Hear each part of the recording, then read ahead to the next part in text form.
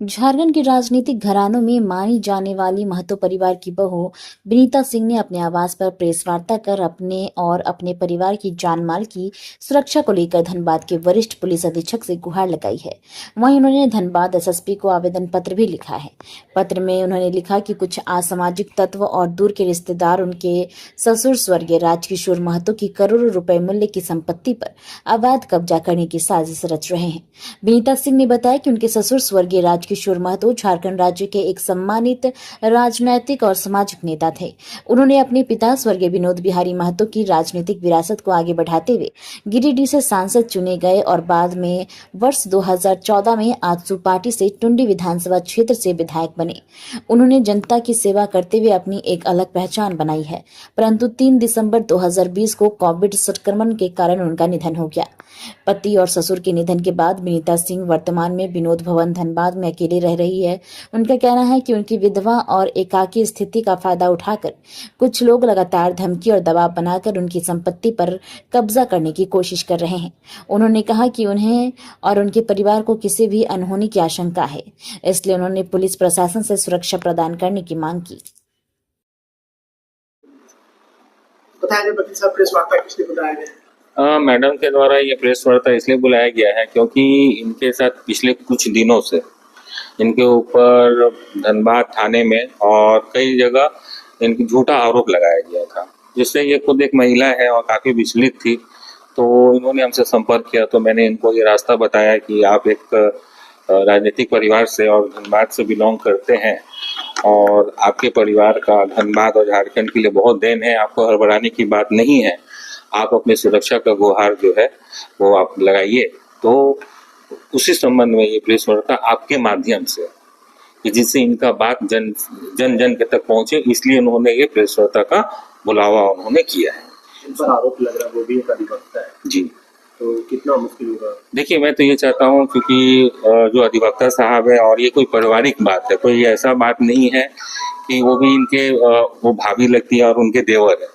तो भाभी और देवर का मैटर है, वो एक परिवार के रूप में अगर ये लोग अपने मामलों को सलटाएं तो वो दोनों के लिए अच्छा रहेगा।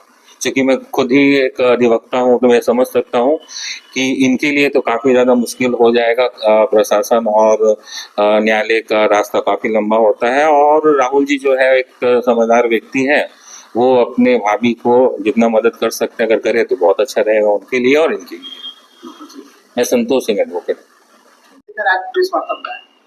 आज मामले को लेके बुलाया अपने असुरक्षा के लिए। इतने बड़े माननीय धनबाद के हम लोग राजनीतिक परिवार के हैं, लेकिन पारिवारिक विवाद के चलते हम लोग का इतना सुरक्षा बढ़ा हुआ है, मेरा और मेरे बेटे का।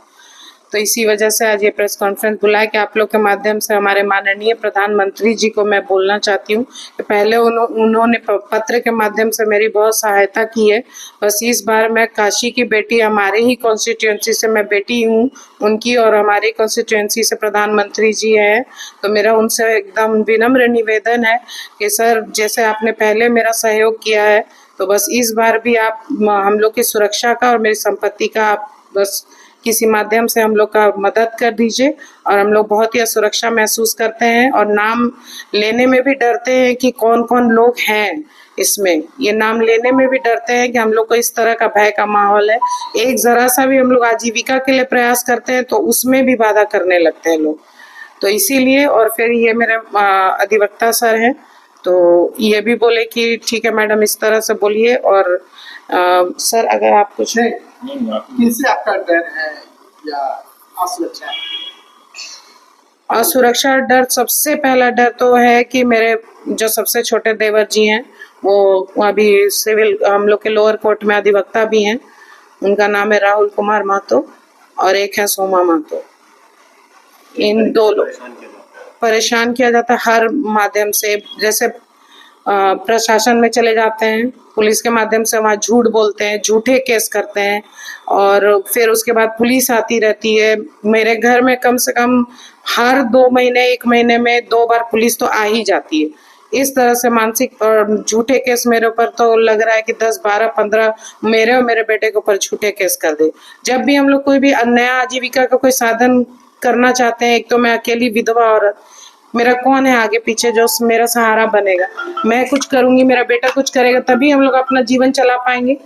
तो वो भी उसमें ही इस तरह के, और मानसिक तनाव इतना ज्यादा होता है। और बाहर हम लोग जाते हैं, मेरा स्टाफ जाता है, तो वहां भी उन लोग का पीछा करते हैं, अलग अलग तरह से बातचीत करते हैं। तो इस तरह का भय का वातावरण में हम लोग यहाँ पर रहना हम लोग के लिए मुश्किल हो गया है। आदमी से पहले कभी कंप्लेंट की है इसको लेकर? पहले ये हो चुका है, पहले हम लोग का बहुत सारा जो हम लोग प्रेस के माध्यम से बोल भी चुके हैं, और प्रधानमंत्री जी को हम लोग पहले इन्फॉर्म भी किया लेटर के माध्यम, तो उन्होंने बहुत सहयोग भी किया। उन्होंने यहाँ पर प्रशासन को फोन करवाया अपने पीएमओ ऑफिस से। तो इसीलिए मैंने उनको अपने पिता समान, भाई समान मान के प्रधानमंत्री जी से निवेदन है कि इस बार भी हम लोग का जरा मामला का संज्ञान ले लें।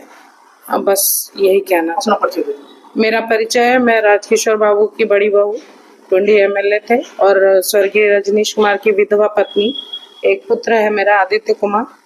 बस यही कहना चाहती हूँ। आपका नाम? मेरा नाम विनीता सिंह।